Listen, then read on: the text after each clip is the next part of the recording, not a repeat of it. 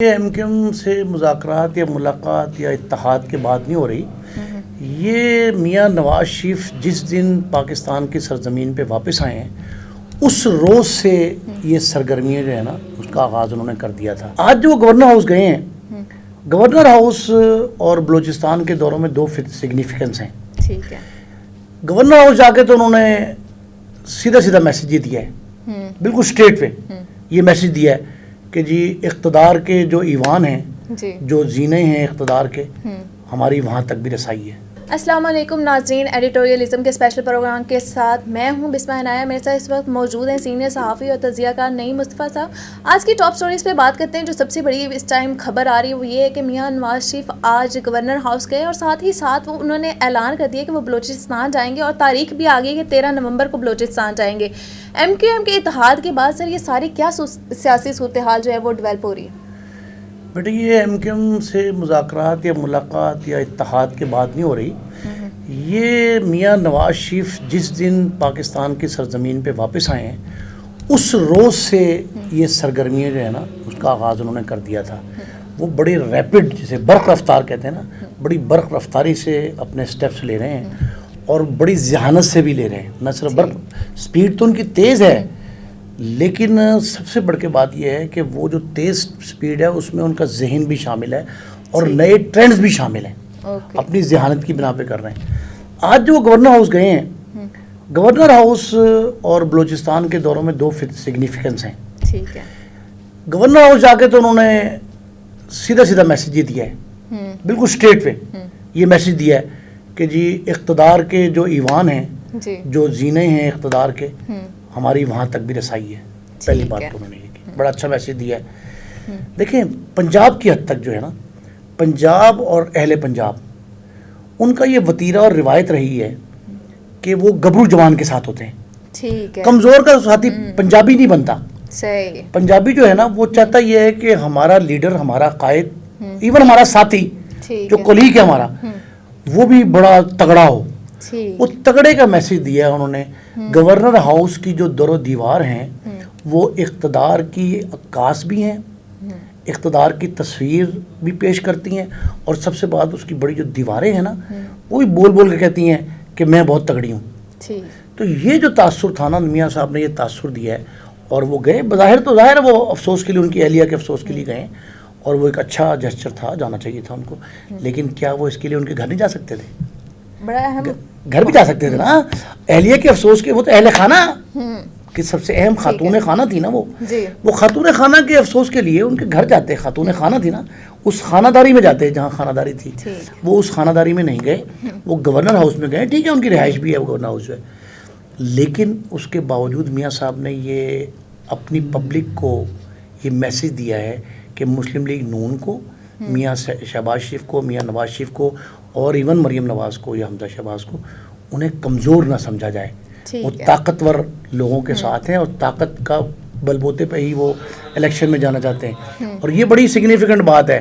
آپ یہ دیکھیں کہ یہ کہا جا رہا ہے کہ جی مسلم لیگ نون جو ہے اس کے لیے اقتدار کی راہ ہموار ہو رہی ہے. کہ کل کلا اگر خدا نہ کرے کسی بڑے وسط حالات میں بھی الیکشن رگ ہوتا ہے, خدا نہ کرے کہ ایسا ہو, اگر رگ ہوتا ہے الیکشن تو لوگ کہیں گے جی یہ جھوٹ بول رہے ہیں, یہ تو 2 مہینے پہلے کی بات ہے کہ نواز شریف جیت رہا ہے, نون جیت رہی ہے. تو کوئی اس وقت تسلیم نہیں کرے گا دھاندلی کے کسی الزام کو.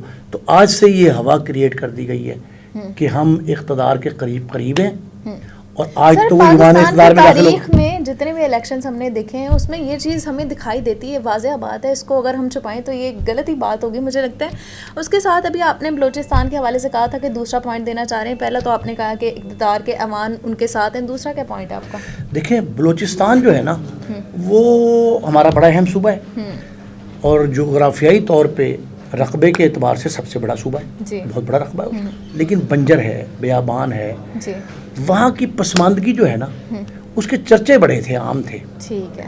اور وہاں امن و امان کی صورتحال بھی آپ کے سامنے ہے. لیکن یہ پہلا دور حکومت ہے, یہ میاں نواز شریف صاحب کے جو پی ڈی ایم کی جماعت کا اقتدار تھا, اور یہ اس میں نگران دور میں پرائم منسٹر بھی پرائم منسٹر پاکستان ہے, ان کا تعلق بلوچستان سے. Chief justice Pakistan mister justice Qazi Faez صاحب بلوچستان کے. چیئرمین سینٹ صادق سنجرانی جو ہیں بلوچستان کے، اہم مناصب پر سرکاری محکموں کے ڈی جیز سی اوز، ان کی بیشتر جو تعداد ہے نا، بلکہ نمایاں غالب اکثریت جو ہے نا وہ بلوچستان سے تعلق رکھتی ہے. تو بلوچستان دیکھیں، میاں نواز شریف صاحب نے کہا کہ آغاز میں کروں گا خیبر پختونخوا سے، مانسیرے سے انہوں نے کہا جی میں آغاز کروں گا نا اپنی سیاسی انتخابی سرگرمی کا کمپین، اپنی انتخابی مہم جو ہے وہ بلوچستان انہوں نے خیبر سے شروع کی. وہ دونوں ان صوبوں کا انہوں نے اس وقت انتخاب کیا ہے جو پنجاب سے ہٹ کے ہیں. سندھ میں پیپلز پارٹی سے ان کی بات چیت چل رہی ہے اور میرا خیال ہے کہ قوی امکان اس بات کا، غالب امکان ہے کہ وہ ان سے معاملات طے پا جائیں گے.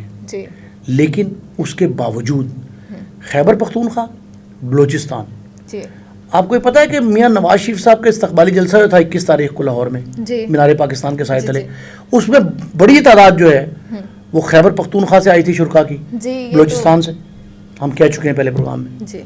اب آپ یہ دیکھیں کہ اگر اس وقت وہ خیبر پختونخوا بلوچستان کے 2 دورے کر لیتے ہیں اور وہاں ان کو عوامی پذیرائی مل جاتی ہے تو یہ تاثر ختم ہو جائے گا کہ مسلم لیگ نون صرف پنجاب کی جماعت ہے.